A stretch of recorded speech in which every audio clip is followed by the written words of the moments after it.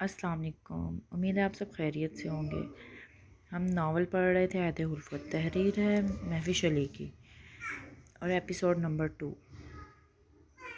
इसकी जी सुनने से पहले ही महकार किचन से बाहर थी और पीछे इसकी खुशी को महसूस करते तकवा मुस्कुराने लगी। खुश हो कंप्यूटर के सामने बैठे हरून ने इसके मुस्कुराते चेहरे को देखते हुए बोला, हाँ बहुत अच्छी बात है। हरून ने सर हिलाकर सिर्फ इतना कहा। महकार ने वजह ना पूछने पर दांत पीसे, पूछेंगे नहीं, क्यों इतनी खुश हो? मेरे नाम पूछने पर कौन सा तुम नहीं बताओगी? आप भी ना, हंस कर कहती हुई चेयर खिसका कर साथ बैठ गई। वो ना हैदर कराची आ रहा है सैटरडे को, हमेशा के लिए यहीं, और अपना बिजनेस भी यहीं स्टैब्लिश करना चाहता है। पापा ने भी कहा है ना खुशी की बात? हाँ, ये तो बहुत अच्छी बात है। रहने का बंदोबस्त कहाँ किया है? हरून की बात पर मुस्कुराती महकार के लफ्ज़ पड़ गए। क्या मतलब कहाँ रहेगा? बहन के घर यहीं रहेगा और क्या? महकार गुस्से से उठकर खड़ी हो गई। जानती थी इसके एतराज़ की वजह। आहिस्ता, महकार मामा सुन लेंगी। दूसरी बात, हैदर यहाँ नहीं रहेगा, इसे किसी होटल में ठहरने का कहो। वजह तुम जानती हो, मेरी जवान बहन घर में मौजूद है। हारून के मध्यम लहजे और बात पर महकार हंस पड़ी। वाह हारून साहब, 1 मिनट में अपनों को गैर और गैरों को अपना बना लिया। लेकिन एक बात आपको बताऊं, मेरा भाई किसी गांव या गली से नहीं आ रहा, ना ही कोई मवाली टाइप है जो ऐसी आई कबूल है। आपकी इत्तला के लिए अर्ज़ है, वो अमेरिका से आ रहा है और इसकी पसंद नापसंद को मुझसे बेहतर कोई नहीं जान सकता। तो ये आपको गारंटी देती हूँ कि काला रंग से ज़रा भी पसंद नहीं, इसलिए बेफिक्र हैं। क्या बकवास है, क्या कहना चाह रही हो? हारून भी उठकर खड़ा हो गया। वही कहना चाह रही हूँ जो आप समझ रहे हैं। और एक और बात, अगर मेरा भाई यहाँ नहीं रह सकता तो इस मुँह वाली बहन का भी सामान पैक करवाएं या मेरा। हारून की आंखों में देखते हुए अटल लहजे में बोली, पापा क्या हुआ? साहिल अपने माँ बाप की तेज़ आवाज़ पर सहमा रूम में आया। कुछ नहीं बेटा, जाओ आप ही के पास खेलो। कुछ कहने को मुंह खोलता हारून साहिल को देखकर चुप हो गया और महकार पर एक उसीली नज़र डालकर इससे बोला, गया था पापा, पर आप ही ने कहा बाद में खेलेंगे, अभी खाना बना रही हूँ। अच्छा, तुम दादू के पास चले जाओ। शाबाश। हारून साहब के कहने पर साहिल सर हिलाकर चला गया और वो खामोश खड़ी महकार की जानिब मुड़ा। तकवा खाना बना रही है? क्यों महक? हाँ जी, आपकी दिल में तो बड़ी चोट पड़ गई है। वो क्या है? आपकी बहन साहिबा सारा दिन बैठ बैठ कर थक जाती हैं, तो इसलिए खुद ही मुझे जाने को बोला। वैसे एक बात मुझे समझ नहीं आती। चेहरे पर मकरूम मुस्कुराहट से जाकर सोचने लगी। हारून ने कुछ समझते से देखा और अचानक यूँ मुस्कुरा रही है। ये कि कल कोई मुफ्त का मशवरा नहीं देता। आप किसी गैर के लिए अपनों को धिक्कार रहे हैं, ये बड़ी बात नहीं है। हारून की शर्ट पर उंगली घुमाते हुए हंसने लगी। इस बकवास का मतलब क्या है महकार? क्या सबको अपने जैसा मतलबी समझती हो? हारून चीख पड़ा। मतलब वही है जो आप समझ रहे हैं हारून साहब।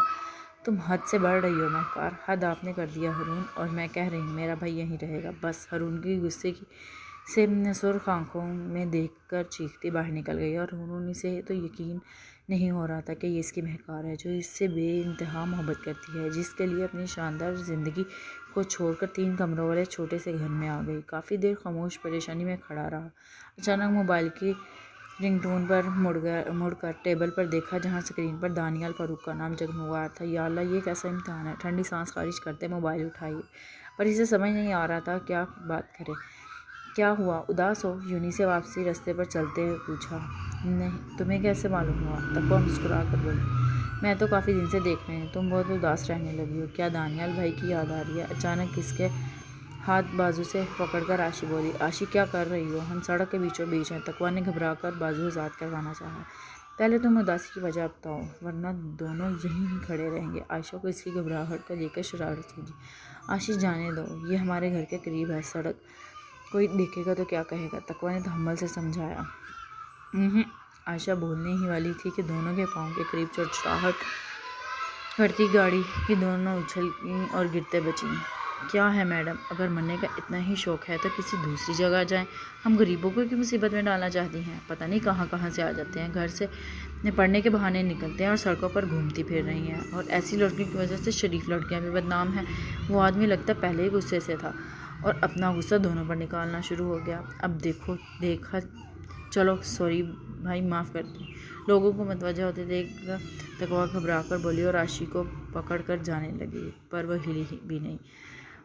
رکو تقویٰ، ایک منٹ۔ عائشہ اس کی پکڑ سے بازو زبردستی نکال کر اس آدمی کی جانب بڑھی۔ کیا مطلب آپ کا ہم جیسی لڑکیوں سے؟ ہاں کیا سمجھا ہے ہمیں؟ اپنے گھر کی عورتوں کی طرح سمجھتی ہو؟ منہ نوچ لوں گی اس بکواس پر۔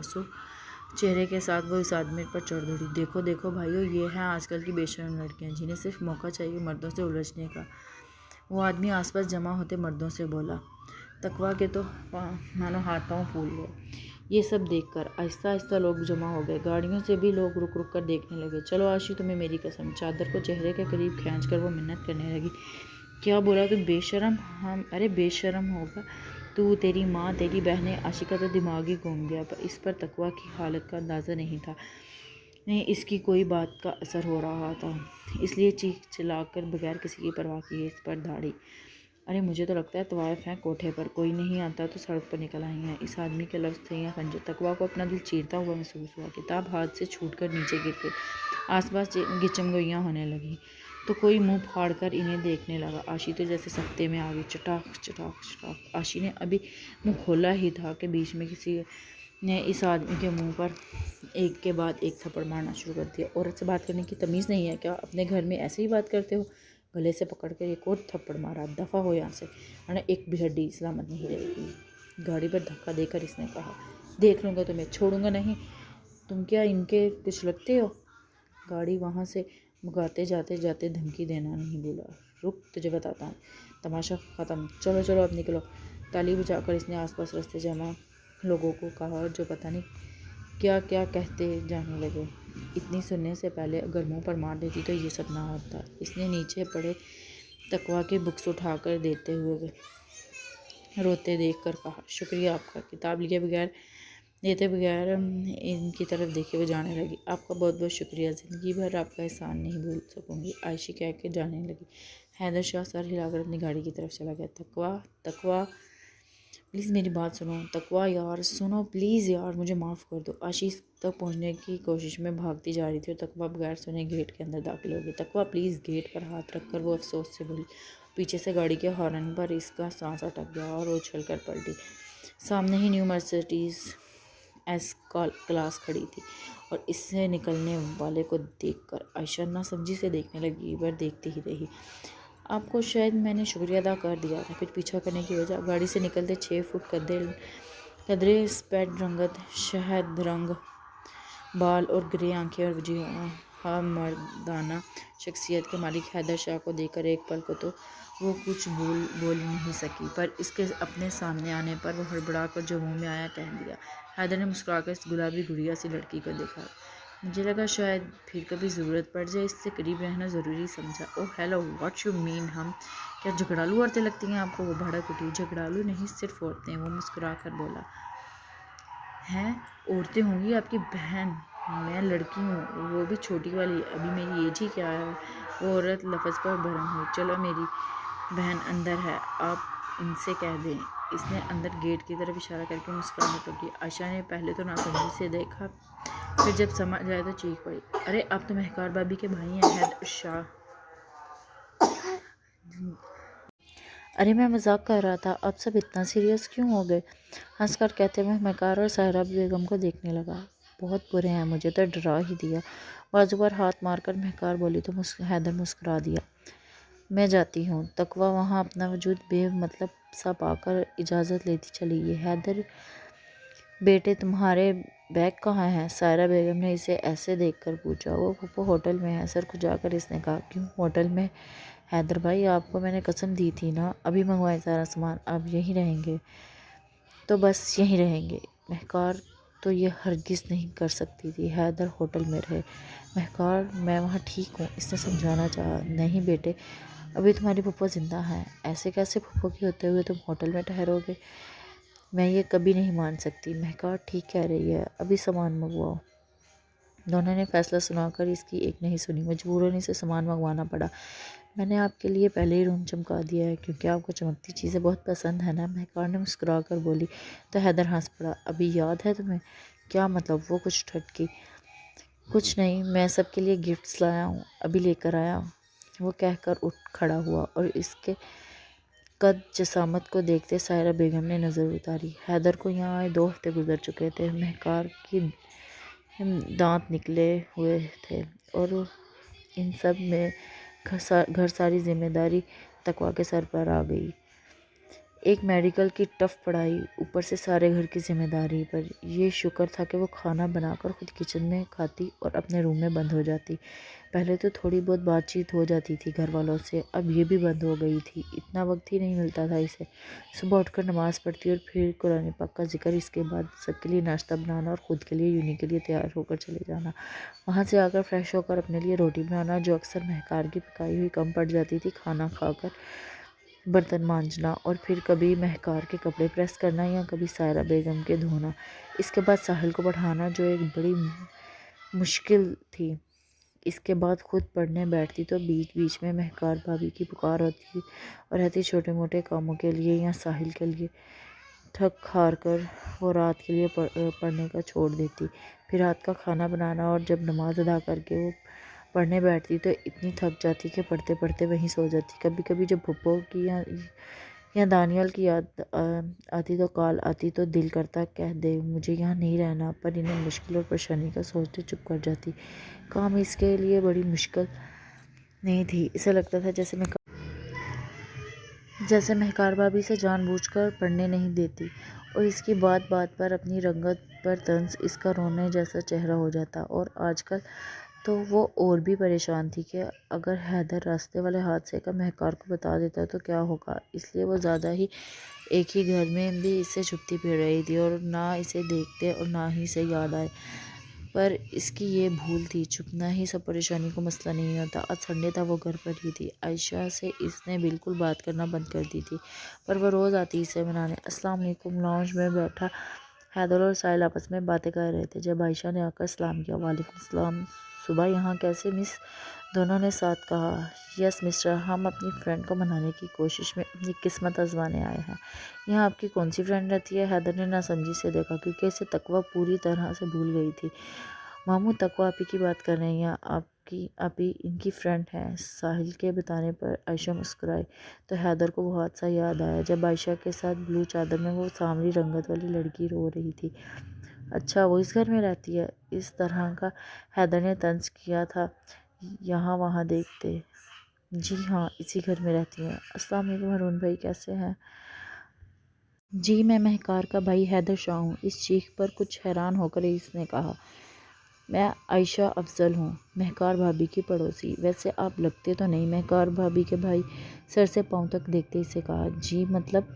حیدر نے ناسمجھی سے پوچھا۔ ارے کچھ نہیں، آپ جائیں نا اندر، کب سے کھڑے ہیں، بھابھی آپ کا انتظار کر رہی ہوں گی۔ جی ہاں، میں بھی کچھ سوچ رہا تھا۔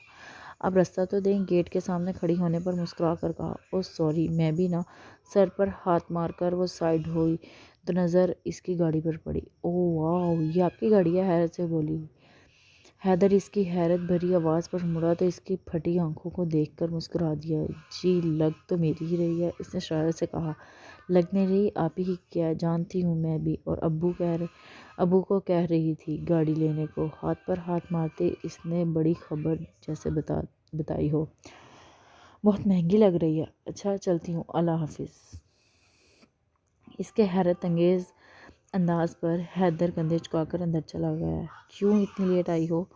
تقویٰ اندر جا رہی تھی کہ مہکار نے بیچ میں ہی روک کر پوچھا۔ وہ بھابھی یونی سے ہی دیر ہو گئی تھی، فرینڈ سے کچھ نوٹس لینے تھے نا، اس لیے۔ وہ گھبرا کر جلدی سے بولی۔ اگر حقیقت بتاتی تو ضرور بڑا جھگڑا کرتی، جیسے ان کچھ دنوں میں چھوٹی چھوٹی باتوں پر کرتی آ رہی تھی۔ ذرا چہرہ دیکھا۔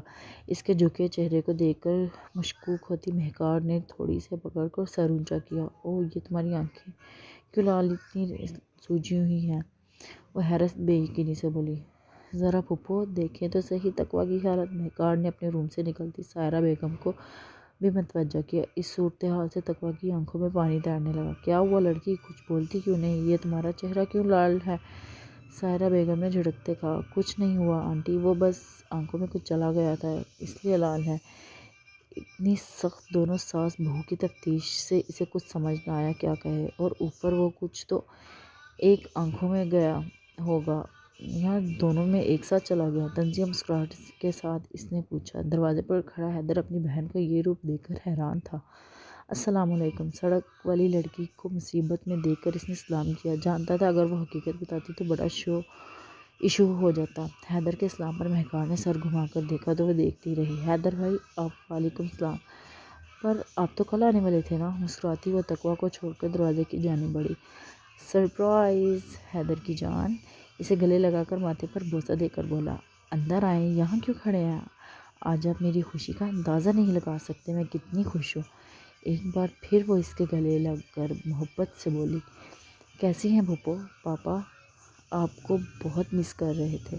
سلام کرتے اس نے پوچھا۔ وعلیکم السلام میرا بیٹا، میں ٹھیک ہوں، میں بھی بہت یاد کرتی ہوں اسے، اللہ سلامت رکھے۔ ایک بار بہن سے ملنے نہیں آتا، زندگی کا کیا بھروسہ؟ اس کے سر پر ہاتھ کر بھائی کی یاد پر رنجیدہ بولی۔ پاپا نے کہا ہے جلد ہی آئیں گے اب پاکستان۔ باتیں سننے کے ساتھ مہکار اسے بازو سے پکڑ کر چھوٹے سے لاؤنج میں لے آئی۔ تم ابھی یہاں کیوں کھڑی ہو؟ جاؤ چینج کر کے، پھر کچھ اسپیشل سا لاؤں میرے بھائی کے لیے۔ خاموش کھڑی سارا منظر حیرت سے دیکھتی۔ تقویٰ کو دیکھ کر وہ تڑق کر بولی، جس پر وہ ہوش میں آ کر سر ہلاتی اپنے روم میں چلے گئی۔ بہت مس کیا میں نے آپ کو بھائی۔ لاڈ سے کندھے پر سر رکھ کر مہکار بولی تو نامحسوس انداز میں سائرہ بیگم نے منہ پھیر لیا۔ میں نے بھی۔ ماتھے پر لب رکھ کر اس نے اس کے گرد بازو پھیلائے۔ ہمارا چھوٹا چیمپئن کہاں ہے؟ اس کے لیے بہت سارے کھلونے لایا ہوں، ساحل کا پوچھتے بولا۔ وہ تو ابھی تک سو رہا ہے، دیر میں اٹھنے والا ہے۔ اس کے بتاتا ہی حیدر نے سر ہلایا۔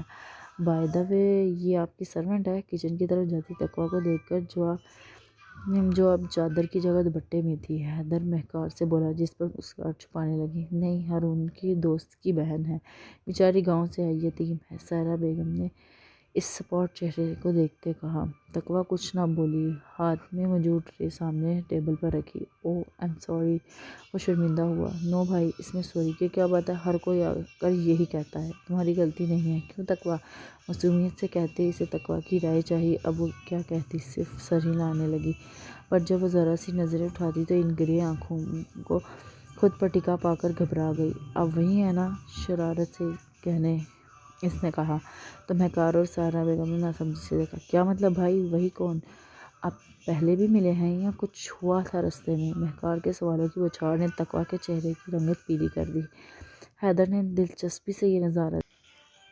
لاؤنج میں آتے ہارون کو دیکھتے مسکراتی عائشہ بولی۔ وعلیکم السلام گڑیا، الحمدللہ، آپ کیسی ہیں؟ اور یہ ہاتھ میں کیا ہے؟ بھائی کے لیے لائی ہو کچھ؟ صوفے پر بیٹھتے اس نے پوچھا۔ اوہ یہ عائشہ نے اپنے ہاتھوں میں موجود چاکلیٹس کے پیکٹ کو دیکھا۔ بھائی تقویٰ ناراض ہے نا؟ اسے منانے کی کوشش معصوم صورت بنا کر بولی۔ ہارون ہنس پڑا۔ اوکے گائز، اللہ حافظ، باقی کا ہم نیکسٹ ایپیسوڈ میں پڑھیں گے۔ امید ہے آپ کو یہ ناول اچھا لگے گا۔